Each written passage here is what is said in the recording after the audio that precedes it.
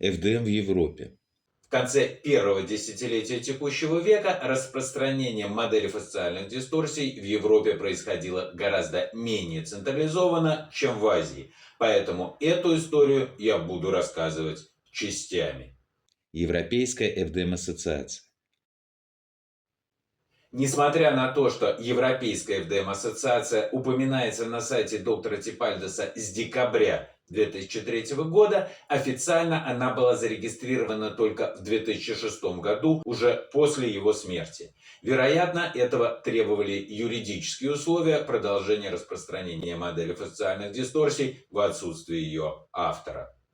В отличие от Кески Танака ФДМО, монополизировавшего преподавание модели фасциальных дисторсий в Азии и жестко контролирующего членов созданной им Азиатской ФДМ-ассоциации, доктор Георг Харрер занял максимально демократичную позицию, разделив принятие ключевых решений с коллегами и учениками.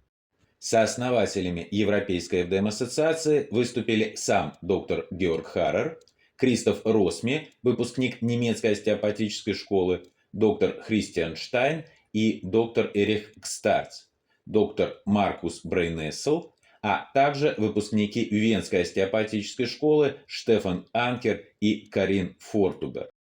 Доктор Георг Харрер – ученик доктора Типальдеса с 1997 года, в 2001 году получивший от него право и принявшего обязанность проводить семинары по модели фасциальных дисторсий уровня 1 в Европе.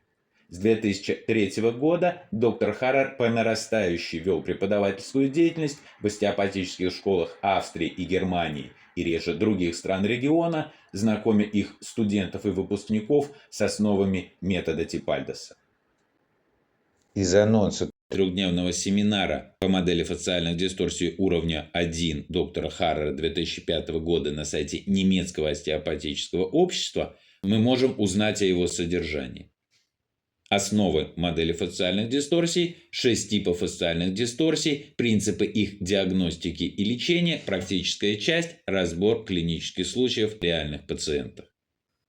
Кристоф Росми, доктор Христиан Штайн и доктор Эрих Старц познакомились с ФДМ первого уровня под руководством доктора Харрера, а с доктором Типальдесом на семинаре второго уровня.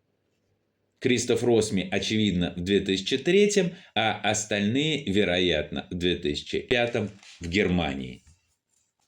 В 2004 году Кристоф Росми провел месяц в США, работая под началом доктора Типальдеса. В 2005 вместе с Георгом Харрером он участвовал во втором международном ФДМ-конгрессе на Аляске, на котором представил результаты первой в истории ФДМ исследовательской работы «Эффективность ФДМ в лечении болезненного отведения плеча», проведенной им под патронажем доктора Типальдеса.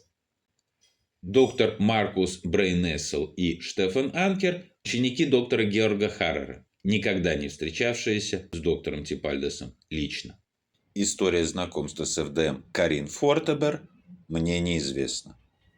Все вышеперечисленные персоны, согласно данным сайта ЕФДМА 2007 года, входили в состав первого президиума Европейской ФДМ-ассоциации. На той же странице в статусе научного руководителя упоминается преподаватель Ганноверской медицинской школы, доцент Матиас Финк. В этот период доктор Финк был куратором исследовательской работы доктора Христиана Штайна, проводимой последним на клинической базе Ганноверского медицинского университета, возглавляемой доктором Финком, первого проспективного рандомизированного исследования эффективности лечения методом ФДМ болезненного ограничения движения плеча.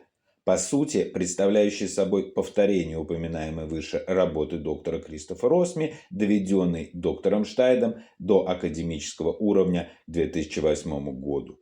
В 2009 он представил ее на втором конгрессе по исследованию фасции в Амстердаме, а в 2012 доктор Матиас Финк в одноименной статье в регулярном научном медицинском издании. Примечательно, что в ее версии, опубликованной на PubMed, среди авторов доктор Христиан Штайн не указан, в отличие от более поздней ее перепечатки в русскоязычном издании 2014 года. Европейская ФДМ-ассоциация была зарегистрирована и остается некоммерческой организацией НКО. Она не является и никогда не являлась образовательным учреждением, издательством, держателем зарегистрированных товарных знаков на ФДМ-символику и терминологию, правообладателем 4-го издания учебно-методического пособия доктора Типальдеса 2002 года. По сути, она была и остается сообществом терапевтов, придерживающихся принятых в ней стандартов интерпретации теоретических и практических аспектов модели функциональных дисторсий, изначально определяемых синодом ее инструкторов с 2011 года с учетом заключенных между Азиатской, Европейской и Американской ФДМ-ассоциациями договоренностей международного стандарта СИ. А с 2017 года в дополнение рекомендаций FDM Global Organization, решений ассамблеи представителей дружественных ассоциаций. Соответственно, никакой сертификат Европейской FDM-ассоциации никогда и никому не давал и не дает юридических прав ни на медицинскую, ни на альтернативную практику мануальной терапии.